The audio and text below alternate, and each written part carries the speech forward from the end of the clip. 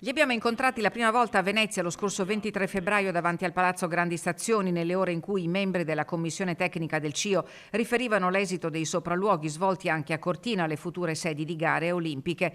Quella del bob a Ronco, la più contestata. Dalla piazza al web il passo è stato breve. Su Instagram prima e su Facebook poi un gruppo di giovani ampezzani ha deciso di metterci la faccia per non lasciare cadere nel vuoto lo scetticismo sulla effettiva necessità di realizzare l'impianto all'ombra delle tofane. Il nome delle pagine: Pista da Bo. La nostra pagina si chiama Pista da Bo perché è un grosso punto di domanda. Il giorno in cui hanno iniziato a tagliare gli alberi, io ero in contatto con Pietro e con altre persone e questa cosa ci ha suscitato una reazione talmente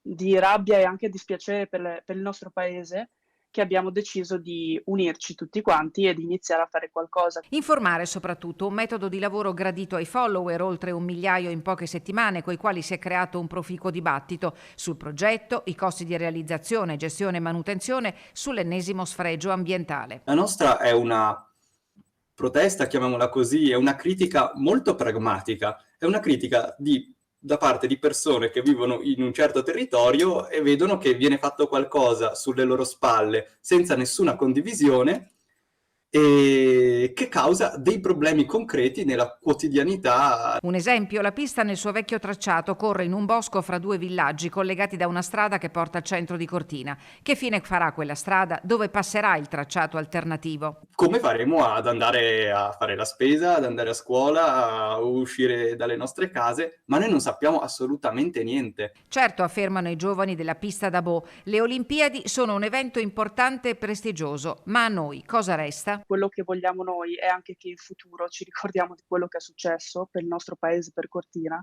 e anche vogliamo evitare che continuiamo a ripetere gli stessi errori. Inutile immaginare di discutere con il sindaco del nostro paese, afferma Pietro Gaspari. No, non abbiamo avuto contatti e personalmente, almeno, non parlo a nome di tutti perché magari nel gruppo può esserci anche chi la pensa diversamente, non credo che sia utile cercarli, perché si dimostra totalmente disinteressato, quasi un mero esecutore della volontà di altri, di Roma o di Venezia.